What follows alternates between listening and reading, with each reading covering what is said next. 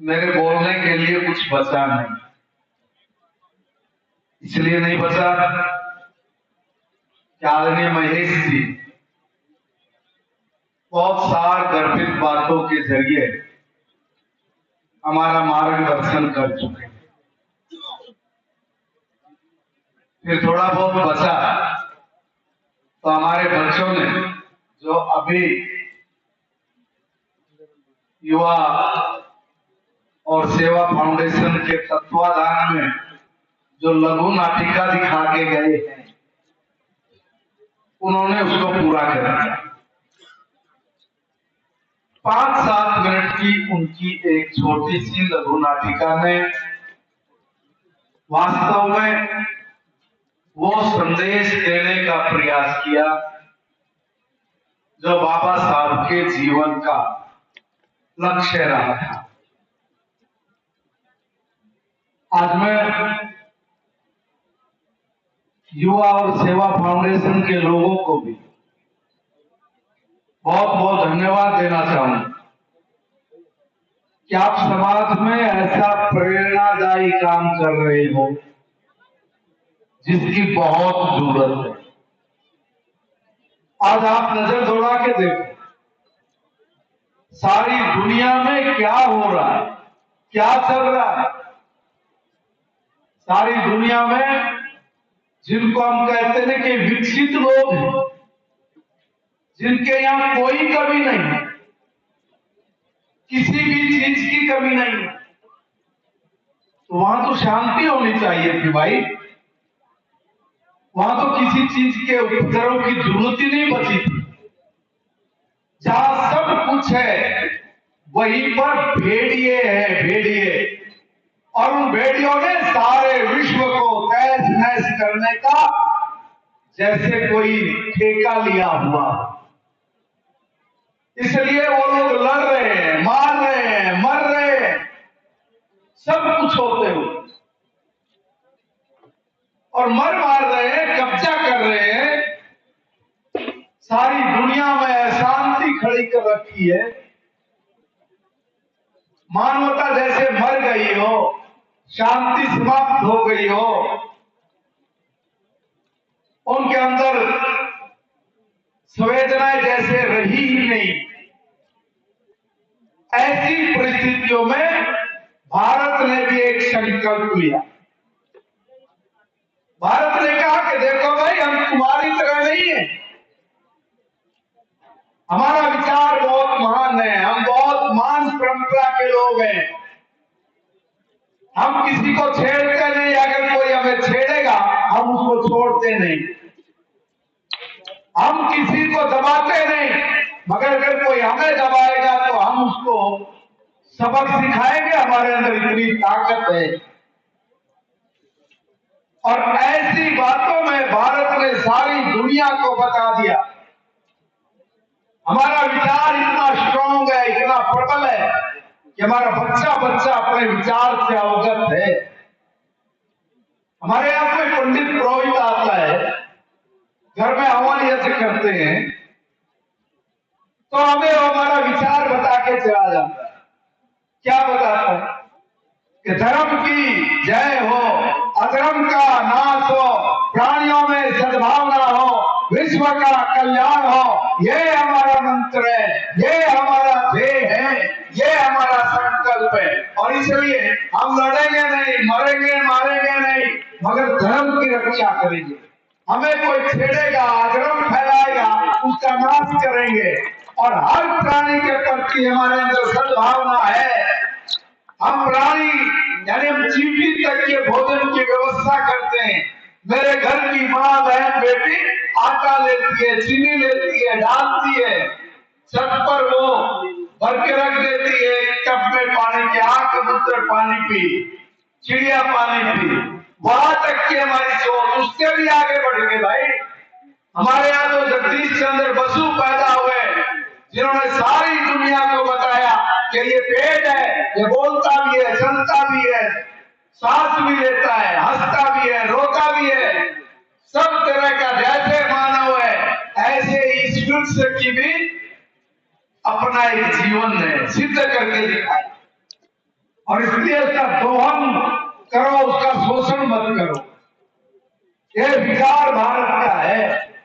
और अंत में हमने तो ये कहा कि विश्व का कल्याण हम लड़ेंगे नहीं, हम विश्व के कल्याण करने वाले लोग हैं। इसलिए मैंने कहा कि भारत के 140 करोड़ लोगों ने संकल्प किया है कि हम तुम्हारी तरह नहीं करेंगे, हम वो करेंगे जो हमारा है। और इसलिए 140 करोड़ लोगों का संकल्प कि हम जब अपनी आजादी का 100वां साल मना रहे होंगे, यानी 2047 तक हम भारत को दुनिया का सबसे ताकतवर देश बना चुके होंगे। यह हमारा संकल्प है, उसी की तैयारी है। 2047 को मद्देनजर रख के हर भारतवासी आज काम करने लग गया।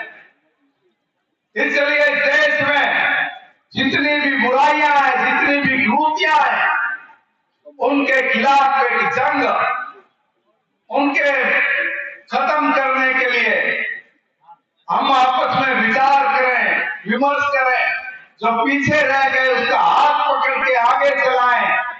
यही हमारी सोच रही है। दुनिया ने हमको क्या किया भाई, ये कह रहे कि कंपटीशन करो।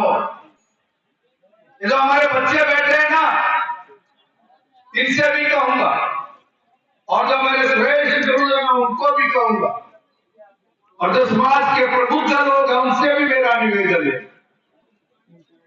कि देखो भाई, हम लोग सदा कंपटीशन में हिस्सा तो लेते रहे, प्रतिस्पर्धा में भाग तो लिया, मगर हमारी प्रतिस्पर्धा में और दुनिया की प्रतिस्पर्धा में जमीन आसमान का फर्क है। फर्क क्या है, अंतर क्या है भाई? एक ही अंतर है। वो लोग कंपटीशन में जाते हैं ना, उनके मन में एक ही बात है कि मैं प्रथम आऊं, मैं पहले पर आऊं, और पहले पे आने के लिए मुझे जो करना होगा मैं करूंगा। श्याम दाम दंड में जो भी कुछ करना करूंगा। तो उससे क्या होगा? उससे पहला नंबर पाने वाला यही सोचता है कि इसको रास्ते से हटाऊं, यानी ईर्ष्या, द्वेष, अहंकार, इस तरह के भाव उसको प्रथम लेके आने के लिए सोचता है। वो आ पाएगा कि नहीं आ पाएगा? अगर आ भी गया तो ज्यादा लंबा टिक नहीं पाएगा। यह विचार उनका है। हमारा विचार तो एक ही है कि हम अपना 100% देंगे, 100% देंगे, बाकी तो सब परमात्मा के हाथ में है। और जो भी कोई पीछे रहता होगा और मुझे अगर ज्ञान होगा तो मैं उसका भी हाथ पकड़ के आगे लेके चलूंगा ताकि कोई पीछे ना रहे। यह हमारी प्रतिस्पर्धा का मतलब रहा है, यह रहा हमारा मतलब। इसलिए हमें वो प्रतिस्पर्धा में भाग नहीं लेना, हमें अपने वाली पर लेना है। कारण लोग हमें कहते हैं ना, ये जो बड़े हैं संत महात्मा है हमारे घर के बड़े बुजुर्ग भी हमें बोलते कि देखो भाई, 6 चीज परमात्मा के हाथ में है, जन्म मरण लाभ हानि यश अपयश। तो साथ में भी कोई चीज होती है क्या? बड़ा बारीकी से ध्यान से सोचा तो कुछ हमें तो मिला है, और किसी विद्वान को मिल गया तो जरा बता दे। जब ये 6 चीज परमात्मा के हाथ में है कि कब मरोगे, कब पैदा होगे, तुमने कोई काम किया उसमें लाभ हुआ कि हानि हुआ, क्या आपके हाथ में नहीं है? यही आदमी मरता है।